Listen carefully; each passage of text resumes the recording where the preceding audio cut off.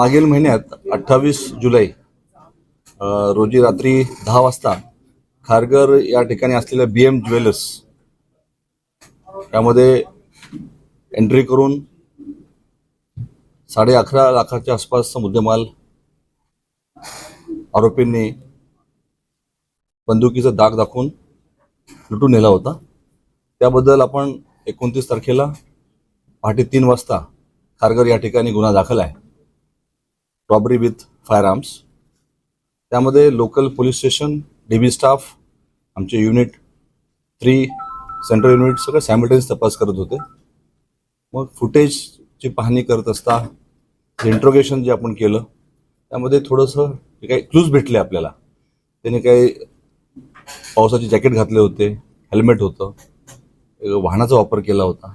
CCTV footage analysis, technical analysis व जे काही इनपुट्स भेटले त्या ठिकाणी आपल्याला स्पॉटवर, त्याचा फॉलोअप करून आपण अनेक टीम तयार केल्या, लोकल पोलीस स्टेशनच्या, DBच्या व क्राईम ब्रँचच्या.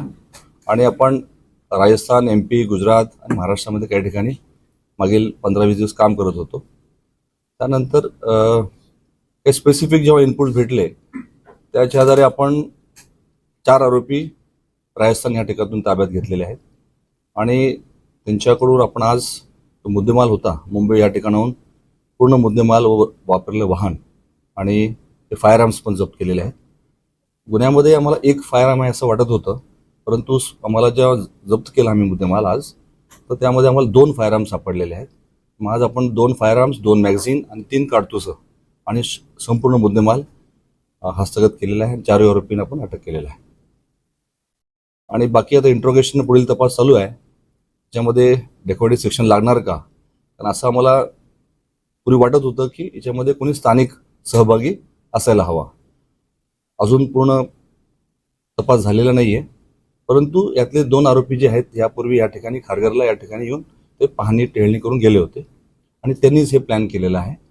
या चौघांपैकी 2घांचं रेकॉर्ड सापडतंय आपल्याला, राजस्थान या ठिकाणचं, पण ते नार्कोटिक्सचं एक आहे आणि एक्साईजचा गुन्हा त्यांच्यावर दाखल आहे, प्रोहिबिशनचा. परंतु प्रॉपर्टी किंवा बॉडी ऑफेन्सचा यांच्यावर कुठले गुन्हे दाखल नाही आहेत असं रेकॉर्ड पाहता आज दिसून येत आहे. पुढील तपास करीत आहे.